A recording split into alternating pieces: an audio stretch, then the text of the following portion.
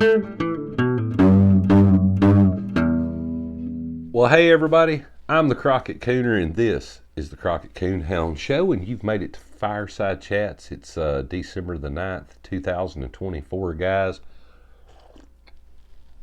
I've been out around the house today doing some maintenance on things, and it was kind of cold out there, and I thought, you know what, tonight's Fireside Chat, we're going to talk a little warm weather stuff.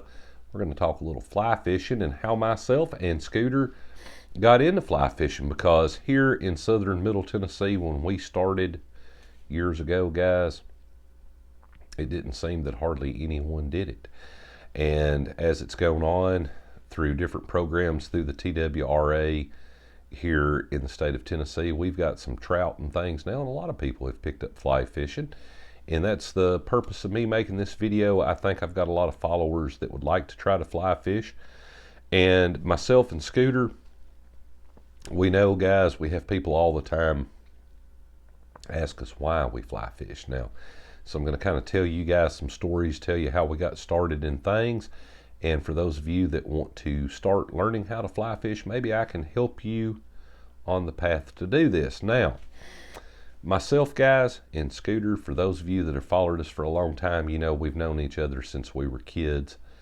And we must have been about 16 years old. We were there in high school. I'll never forget it, in a woodshop class. And he said something about fishing. And I said, man, I love to fish. I catfish a whole lot and traditional bass fish a lot. And he said, have you ever fly fished? And I had thought about it all my life, guys, on and off. You know, I think everybody saw the film, you know, what is it, A River Runs Through It or whatever. I believe it's what it was with Brad Pitt. It's been so many years now, guys, may have that wrong. But I'd always wanted to try it. And Scooter said, well, it just so happens, buddy, I'm good enough. I give classes doing it, and I will teach you how, so I have somebody to go with me. And I said, well, man, I would love to learn how to do this. And I had to go to the advanced class, guys. I did. We made a trip out to Scooter's house, and for those of you that may not know, he lived out in the sticks, guys. I mean, way out. Everything around him, the Tennessee Wildlife Association there, TWRA, you know, all our game and fish officers, that's just kind of their land out there, and they allow some hunting and fishing and things, and Scooter knew all about it. And I got to talking to him, so I'll just tell you a quick little story, and he'll have to, it's a shame he's not here at the Fireside Chats tonight, guys, to tell you about it, but he taught himself how to fly fish using an old open face spinning reel with fly line around it. And I think, I may be wrong, but somehow or another he hooked it to like an old fly rod he got. It may not have been a fly rod. It may have been an extremely long spinning reel rod. I don't know, but he taught himself how to do it as a kid and watched some videos and things and got really good enough to give classes. And he said, you know what, if you like this, you might get good enough and you could kind of help me instruct some people on how to do it. And I'm like, okay. So for folks that are new to fly fishing, guys, I'm going to suggest you start off practicing in your yard. But now, the old Cooner here didn't have it so lucky. Nope, we went right on down to the creek, and you know, Scooter was like, let's start trying to learn to do this, and don't hook yourself because it's going to hurt extremely bad. And that's a whole different story in itself, guys. But for folks that are new to fly fishing, let me explain a little bit about it so you'll know where we're at. Now, the first thing that you need to know, guys, is your terminology. And we're just talking traditional fly fishing. We're not talking spay casting and Euro nymphing and all of this. We're just talking traditional fly fishing. I personally am a bass man. I like a good floating fly line, and Scooter's more of a trout man. Actually, I think he likes a lot of the ocean fishing with the fly rods. But so the first thing to know is this, and I'm going to kind of compare it a little bit to traditional fishing so you guys will know. So when it comes to fly rods, guys, they talk about different weights of the fly rods. Now, rough guess here.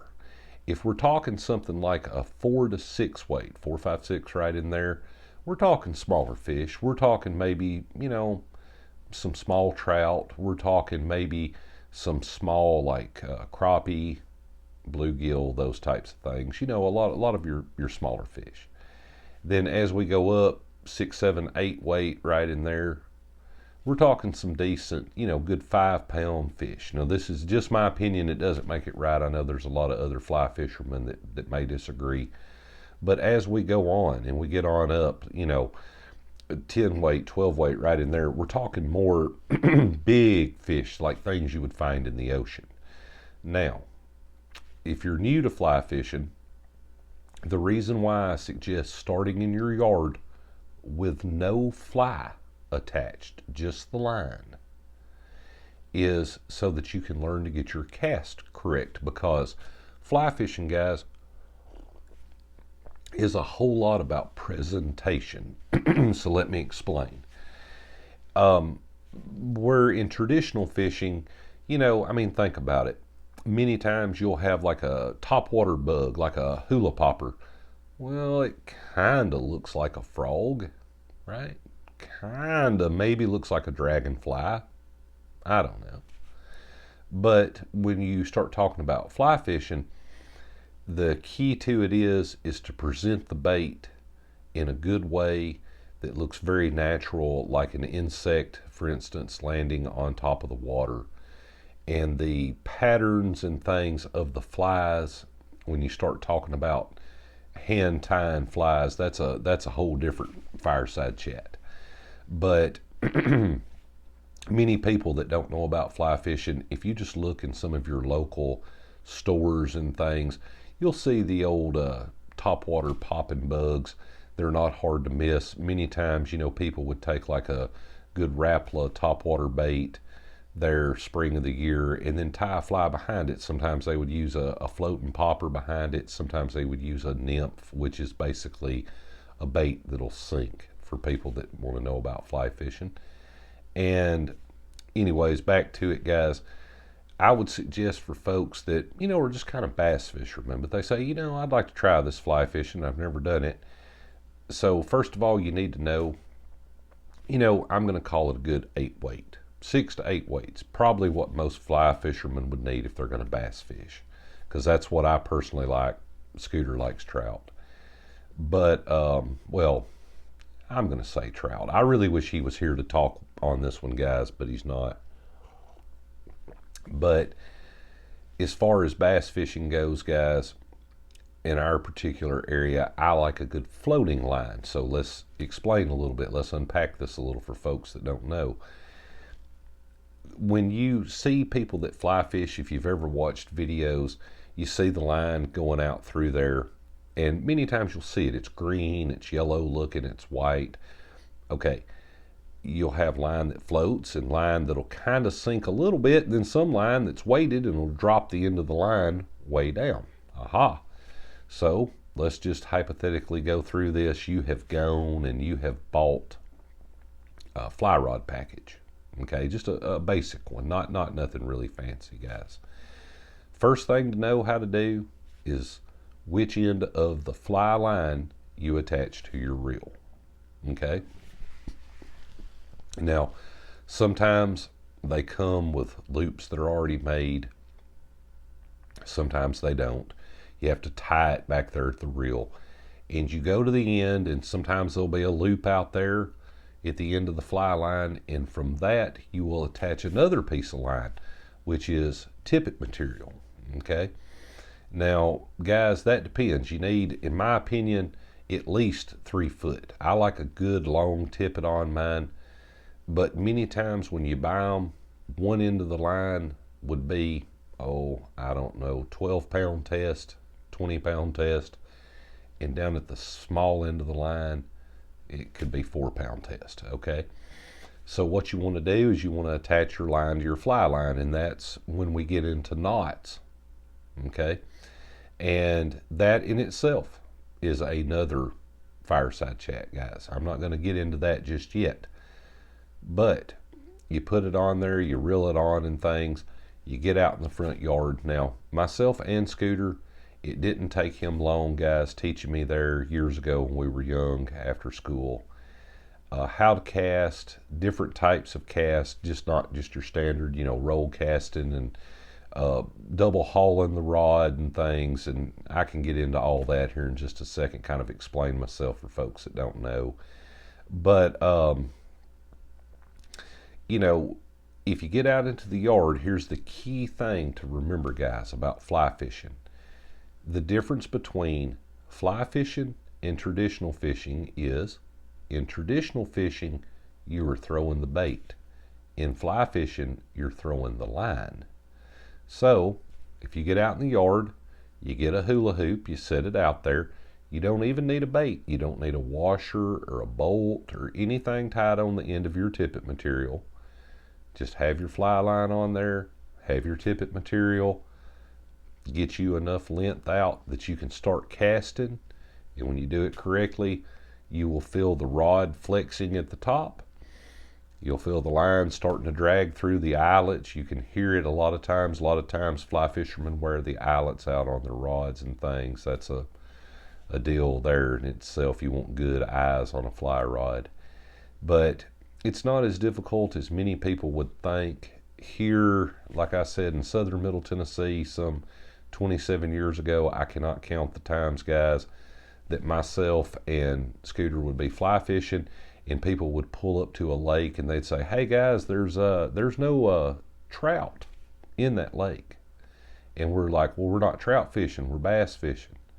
And they would say, "Well, with a fly rod," and this would start a whole different talk, because in our area of the world, fly fishing was not a thing like it is now at the time. And then, like I said, through TWRA and their stocking programs, we have a lot of rainbow trout, but it's smaller. I think we do have somewhat of a breeding population of them now in certain creeks, but when you go more toward East Tennessee, there's a lot of trout. There are some browns in certain places over there, brown trout and things. In North Georgia, they've got some pretty nice trout now. A lot of fly fishermen, so that makes me think that there's a lot of folks that would like to get into this. They just don't know where to start. So if you're in the yard, guys, like I said, you've got your rod. We're going to call it an 8-weight. You've got some fly line on it. You've got a tippet material. The key to it is your casting. You want to flex the rod. You want to get the line out there. And, don't try to start off throwing 50 feet of fly line. Try a good 20 feet, guys. And something Scooter taught me years ago, I used to teach people in classes, he did too. Say, for instance, you were looking in front of you at a lake and there was a stump out there, call it 25 feet away. Every time you strip line off, count it, 3 feet, 6 feet, 9 feet, till you get roughly to where you want to be. And then when you start casting, don't aim directly at the stump. Pick a target about, 3 feet above it. Aim at that target. The line will uncurl perfectly, and the fly will find its way to the water. It'll be a very natural presentation, because that's what you're after when it comes to fly fishing, guys.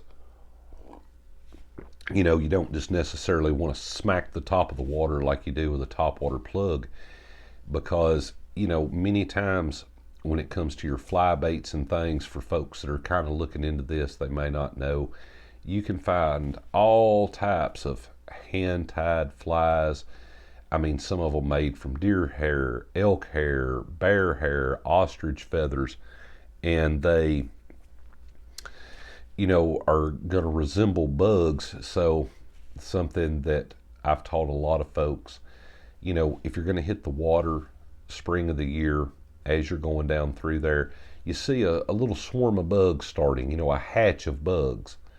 Well, try to get over there. I've seen Scooter do it many times. It's funny to watch a man that's 6'5" try to chase down little bugs. He'll try to get them and look at them so you can pattern the fly that you're going to fly fish with to that particular bug.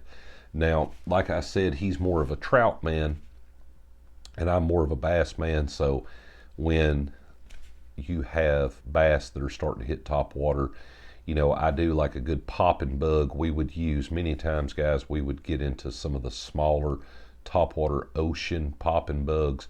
One thing that I found that I used to love for all my folks that do fly fish that are following us, I used to use a bonefish line to bass fish with, and I've seen some mighty tough fighting bass guys, but they're just not like a bonefish.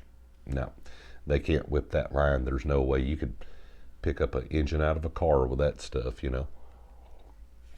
But for my folks that are new and they're wanting to learn how, like I said, you're throwing the line, you're not throwing the bait, and it's all about presentation. Now, I would suggest, guys, just starting off with some good standard casting before you get into double hauling the rod and trying to really overflex it and things.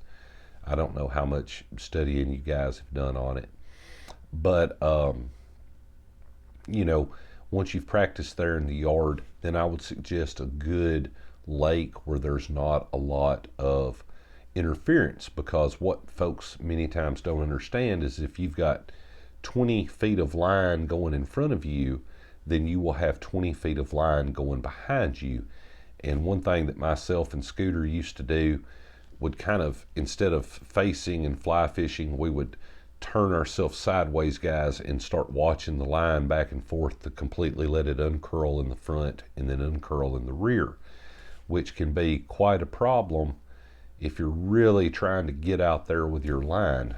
So that's something else I'm going to talk about a little bit here, guys, for folks that are new. Now, if you're just going to bass fish, guys, you might have a good, we'll call it 150 feet of floating bass fly line, okay? And at the end of it, you'll have a taper it material that would tie to the fly line. It's more like monofilament, and it'll go out to your bug, right?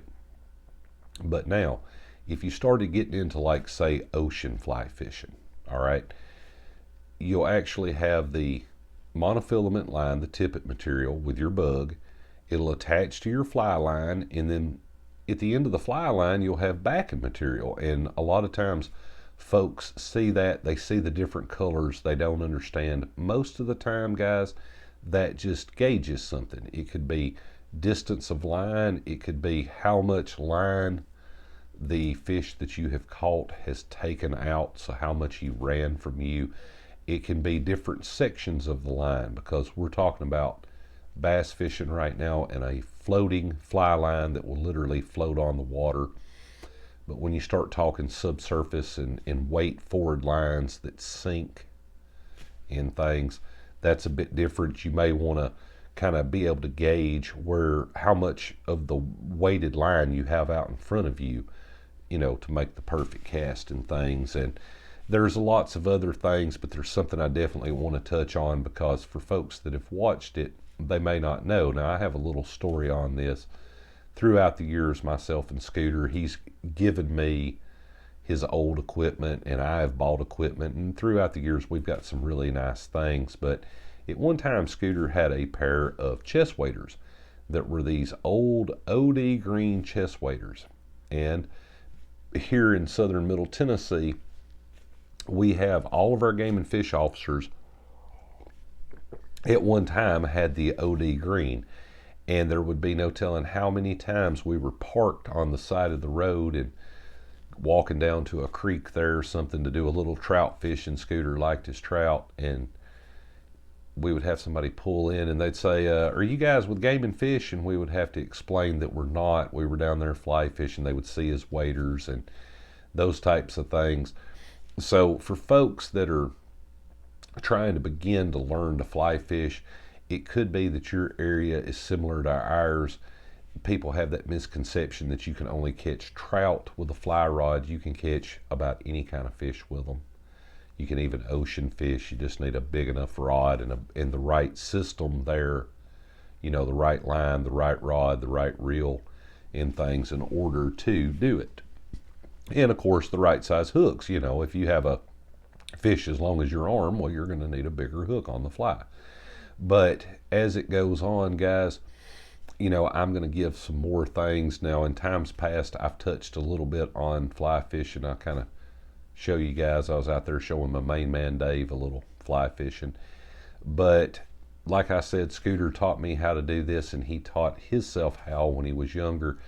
But this is why I'm saying don't start with a fly, guys. I'm going to use myself as an example. Now, the whole time years ago when we were about 16, 17, Scooter was way more advanced than me. He'd been to Florida. He'd been fly fishing like a lot of young men do. He had his shirt off, caught himself on the back of the shoulder there with a 12 weight rod, big fly, big hook on it, and it went up his back about 12 inches long, about a ½ inch deep, and it just looked like a garden tiller with tines had been through there. And he kept telling me, it's going to hurt, man. It's going to hurt if you ever hook yourself. It's going to hurt really bad. Now, that's why for my folks that are learning, that like to know some of the terminologies and how to go about doing this, that's why I'm telling you guys this. If you're going to do this, the first time you go, guys, try to pick a nice day where there's no wind and things. Try to stay on the bank if at all possible. That would be the old Cooner's suggestion here, because I was not as lucky. Myself and Scooter got out of high school one afternoon. We were just going to go do a little bass fishing. First time I'd ever really been fly fishing when the wind was really heavy. I had a good 50 feet of floating line in front of me. As I'm coming back, I watched the wind catch, changed my line. Fly came back, caught me right here in the face. Line striped across my face, knocked me backwards, and it was almost like I couldn't stop, guys. My arm went back forward, and all the weight went back with the line this way, and it popped the fly off my face, and it did it so fast and so hard it knocked my feet out from under me, and I fell on a pier. And his Scooter, he was the next pier over watching all this occur, and he laughed like a madman. That hurt, guys. He said my whole face pulled out and snapped back. It looked like something from a cartoon, because that's something we need to touch on. Like I said, when you fly fish, guys, you're throwing the line, not the fly. And when you start throwing that line, it builds up weight and momentum, even with floating line, but especially with something like weight forward line, where the end of the line down there is heavier. So if you stripe yourself with it, it is going to hurt a bit. So good conditions, guys, on the bank, a day that's not windy for folks that are new, that have been casting in the yard at a hula hoop, aiming at a target about 3 foot above their hula hoop, counting how far it is from them to the hula hoop, 3, 6, 9 feet, then you're casting, would be my suggestion if you're new to it. Now, we're going to talk a little more safety, because I'm a safety guy, guys. Like I had mentioned that Scooter had his old OD Green hip waders. One of the very first things he taught me, and that is why I'm going to put this on this particular Fireside chat, guys, you always see fly fishermen in chest waders. I have about 2 pairs. I don't know how many pairs Scooter has now. But if you fall in the water, guys, if you do not know this, with a pair of chest waders on, they will fill up like a garbage bag full of water. It will weigh a ton. Myself, the old Cooner here, on a normal trip, guys, myself and Scooter had been fly fishing at this time. I'd been doing it for about 5 years, and Scooter was on about 17 or 18. He'd always told me, and that's why I'm telling you guys this, if you ever fall and you're on your back, quickly try to take your knees and pull them to your chest to push all that water out so you can roll forward and stand yourself back up. The old Cooner here was in a slick bottom creek one time. I slipped, guys. I was in about 3 feet of water, right? Just, not waist deep to a normal sized man, in between your knee and your waist. And I was trying to lean up, guys. Fly rod and everything was underneath the water. And every time I leaned up, I was about 6 inches from the surface. And I saw Scooter stick his head underneath the water, reach around, got me by the chest, and right out I came. And he looked right at me and said, "Are you okay?" And I said, "Yeah." And he said, "See now what I mean?" And I said, "Yeah, I've never fell with chest waders. I had with hip waders before." But We went a little further, and like I said, at that time, Scooter had probably 20 something years worth of experience with fly fishing. About a year later there, guys, we got to a spot in the creek that had a gravel bottom, like pea gravel. To our right, it was extremely deep. I was walking around it. Scooter was trying to stop right at the edge and had just hooked a nice trout. And he started sliding off in that hole, and no matter how much he tried, it was just like a downhill battle. And that particular hole beside us must have been about 8 feet deep. And he was going under. And I did the same thing. He said he saw me just stick my head down in there, and I reached up and I got him. He was trying to grab at me, and I got a hold of him. His fly rod started floating off, and I pulled him back up to the top. So for folks that are new, I would suggest, guys, maybe good warm weather. Don't just necessarily start off with the old chest waders. And, learn the creek, learn the slick spots where you're walking, learn how to read a creek. Because when you put chest waders on, you've got a fly rod, you're out there, you need to learn to read the creek, be able to look at the bottom. It's always a good idea anytime you're fly fishing to wear some form of sunglasses or even a pair of, safety glasses or things.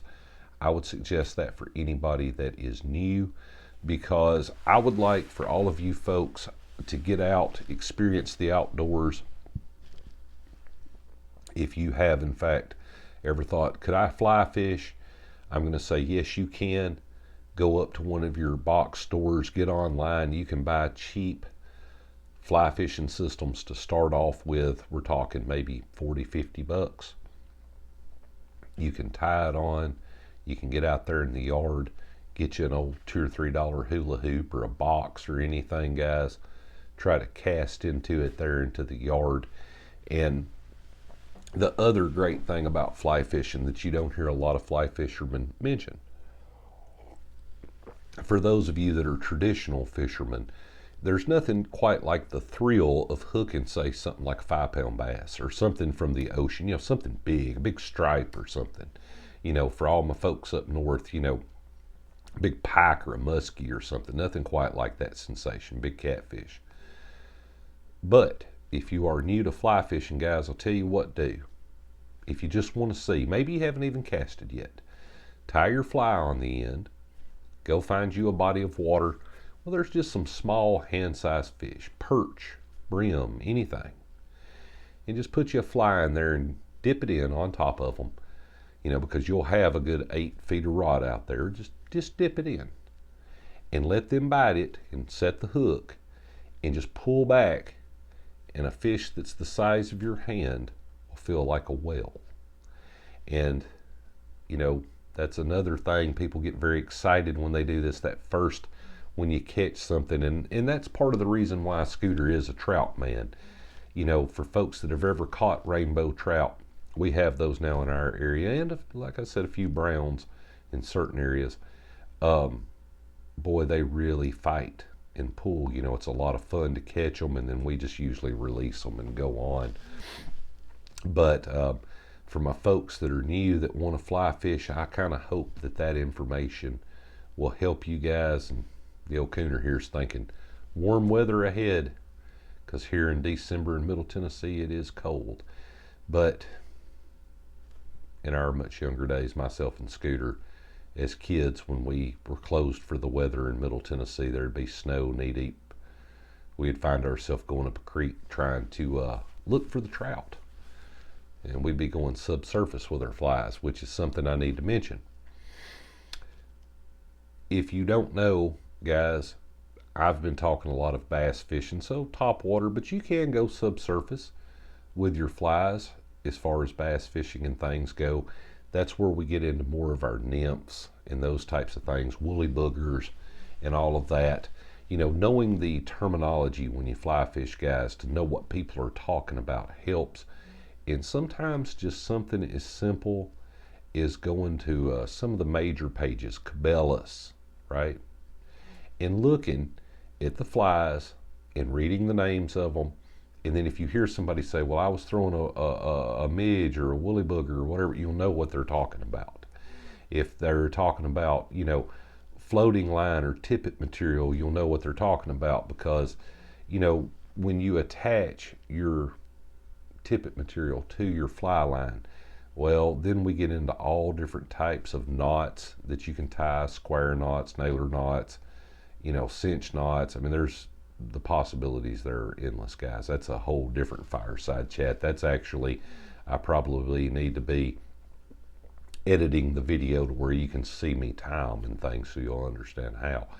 But I'm going to cut this fireside chat off right here, guys. For all of my folks that are sitting around here in cool weather, they're saying, hey man, I will be so glad when fishing comes back. I'd like to get in on a little topwater action like the old Cooner does. I'm going to say, if you've ever thought about fly fishing, guys, you can buy you a cheap system there. Give it a go. See what you think about it. I don't know if there's any reason for you to start off with, an Orvis or Thomas and Thomas or anything.